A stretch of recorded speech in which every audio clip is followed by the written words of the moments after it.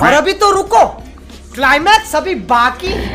देखिए दुर्राटे काट रही है ओम को, देखिए धर्राटे काट रही है ओम को, ले भैया ओम को, ले भैया ओम। मजा नहीं आ रहा है। किसी शायर ने बड़ा खूब कहा बाजी कि सैर कर दुनिया की गाफिल, हाँ सैर कर दुनिया की गाफिल, जिंदगानी फिर कहाँ, जिंदगानी अगर रह भी गई तो ये नौजवानी फिर कहाँ।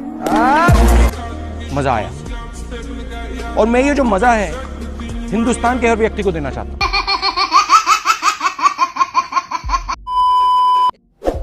जय हिंद दोस्तों, लास्ट वीडियो में हमने कुछ 55 क्वेश्चन कर लिए थे जो कि बीएससी थर्ड ईयर के स्टूडेंट्स के लिए हम फिजिक्स का क्वेश्चन पेपर हल कर रहे हैं, जो कि रिलेटिविटी एंड स्टैटिस्टिकल फिजिक्स का क्वेश्चन पेपर है पिछले वर्ष का 2021 का।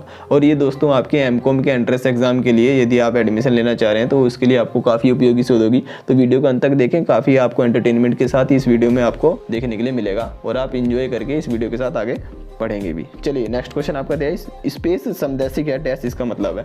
तो इसका क्या मतलब होगा स्पेस समदैशिक है? तो दोस्तों समदैशिक से पता ही चल रहा है, सम मतलब समान, दैशिक मतलब दिशा, वहाँ पर सभी एक समान दिशा होती है, यानी कि स्पेस में कोई पसंदीदा दिशा आपको नहीं मिलने वाली। तो इसका ए जो है वो राइट आंसर दिया हुआ है दोस्तों, यानी कि ये सही आंसर होगा। चलिए नेक्स्ट क्वेश्चन है दोस्तों, न्यूटन का प्रथम नियम डैश में लागू होता है। तो दोस्तों सभी जानते हैं न्यूटन के प्रथम नियम को ही जड़त्व का नियम भी कहा जाता है, जो कि ये ऑप्शन सही होगा। जड़त्वीय निर्देश फ्रेम में ही ये क्या होगा, इसका लागू होगा। चलिए दोस्तों, अब न्यूटन का प्रथम नियम क्या होता है आप लोग सभी जानते हैं, यदि कोई वस्तु विराम अवस्था में बनी हुई है तो तब तक वो विराम अवस्था में ही रहेगी जब तक हम उसमें क्या लगा दें, बाहर से कोई बल न लगा दें।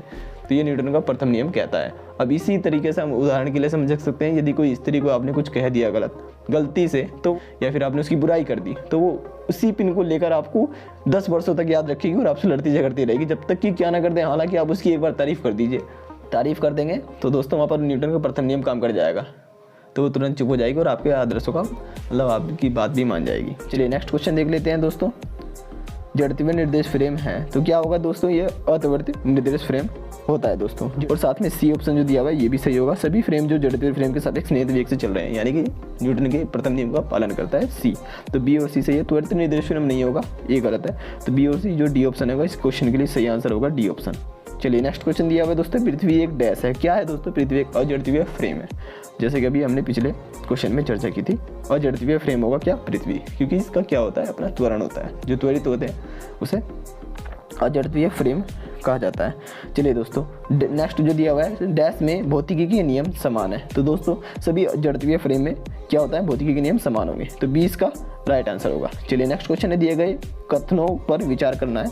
तो दोस्तों फर्स्ट दिया हुआ है, मटेरियल कण प्रकाश के वेग से चलता है, नहीं चल सकता मटेरियल वेग, क्योंकि प्रकाश के कण से वेग यदि कोई उससे अगर तेज चल जाए या फिर उसके बराबर ही चल जाए तो हम क्या हो सकते हैं, हम दोस्तों फ्यूचर में जा सकते हैं, जो कि हमारे आइंस्टाइन ने कल्पना करके एक फॉर्मूला भी हमें दिया हुआ है, E=mc² से। तो दोस्तों ये गलत बात है। नेक्स्ट है, मटेरियल कण का द्रव्यमान ऋणात्मक हो सकता है, कभी नहीं हो सकता। किसी भी द्रव्यमान को आप माइनस में कैसे नाप सकते हैं, नहीं हो सकता ना। यदि कोई कण है उसका द्रव्यमान है तो वो नेगेटिव हो ही नहीं सकता, वो पॉजिटिव होगा हमेशा। तो इसका डी यानी फर्स्ट सेकंड दोनों गलत दिए हुए, तो डी ऑप्शन इसका सही होगा उत्तर, याद रखें डी, दोनों गलत हैं। चलिए नेक्स्ट क्वेश्चन है, विराम द्रव्यमान m नोट का एक इलेक्ट्रॉन 60% प्रकाश की गति से चलता है, तो इलेक्ट्रॉन की गति ऊर्जा क्या होगी, यानी कि काइनेटिक एनर्जी। तो दोस्तों इसका सी राइट आंसर होगा, जो कि m0/4 × में c² होगा। चलिए ये इसका सी ऑप्शन राइट आंसर होगा। चलिए नेक्स्ट क्वेश्चन है दोस्तों, यदि गतिमान इलेक्ट्रॉन का द्रव्यमान उसके विराम द्रव्यमान का √2 गुना है तो इसका इलेक्ट्रॉन का वेग कितना होगा। तो चलिए दोस्तों जो 63 आपको क्वेश्चन दिया हुआ है इसका आंसर देख लेते हैं। दोस्तों प्रश्न अनुसार आपको दिया हुआ है m की वैल्यू m0 में × में √2, यानी कि जो द्रव्यमान दिया हुआ है विराम द्रव्यमान का क्या है, √2 गुना दिया हुआ है। तो क्वेश्चन में पूछा है कि ये इसका वेग कितना होगा। तो दोस्तों हमें अब पता है यहाँ पर द्रव्यमान से कुछ के लिए फॉर्मूला आता है, m 1 - v²/c² इसका फॉर्मूला होता है। अब दोस्तों इस फॉर्मूले में वैल्यू पुट कर लेंगे, यहाँ पर जो m की वैल्यू दी हुई है, तो m का मान रख लेंगे m0 × में √2 दिया हुआ है। तो दोस्तों यहाँ पर वैल्यू हम यहाँ पर पुट कर लेंगे, तो ये m0 अपॉन में √1 - v²/c² हो जाएगा। तो ये m0 और ये m0 कैंसिल हो जाएगा। अब दोस्तों इतना करने के बाद दोस्तों हम वीडियो में अभी से क्रॉस मल्टीप्लाई कर लेंगे। ये क्रॉस मल्टीप्लाई करने के बाद तो √2 × में हो जाएगा 1 - v²/c² 1 हो जाएगा। तो दोस्तों अब यहाँ पर मैं √1 - v²/c² की वैल्यू निकालूंगा तो 1/√2 हो जाएगा। या फिर लिख सकते हैं 1 minus v square upon c square equal to क्या हो जाएगा 1 अपॉन √2 का स्क्वायर, क्योंकि √2 इस तरफ आएगा तो स्क्वायर हो जाएगा। तो हम 1 अपॉन √2 को क्या लिख सकते हैं 1 का स्क्वायर 1 और √2 के स्क्वायर 2 हो जाएगा। V square upon c square ले आएंगे इस तरफ, तो v square upon c square ले आएंगे इस तरफ और इसे इस तरफ ले आएंगे तो ये हो जाएगा 1 माइनस 1/2 हो जाएगा। चलिए अब एक में से आधा घटाएंगे तो आधा ही बचेगा, तो v square upon c square क्या हो जाएगा 1/2 आ जाएगा, ये माइनस करके। चलिए यहाँ पर v की वैल्यू चाहिए तो वी स्क्वायर इक्वल टू क्या हो जाएगा 1/2 और ये भाग में है तो इस तरफ गुना हो जाएगा सी स्क्वायर। चलिए तो v की वैल्यू क्या हो जाएगी, यहाँ पर अंडर रूट हो जाएगा अब ये सी स्क्वायर अपॉन 2 का होल अंडर रूट, तो यहाँ पर ये c का अंडर रूट कट जाएगा तो c अपॉन में अंडर रूट 2 बचेगा, तो ये इसका राइट आंसर होगा। तो यानी कि v equal to c upon √2 इसका आंसर होगा। तो इसका जैसे कि आपने वीडियो में देखा दोस्तों, इसका ए जो है वो राइट आंसर होगा, याद रखेंगे सी अपॉन √2।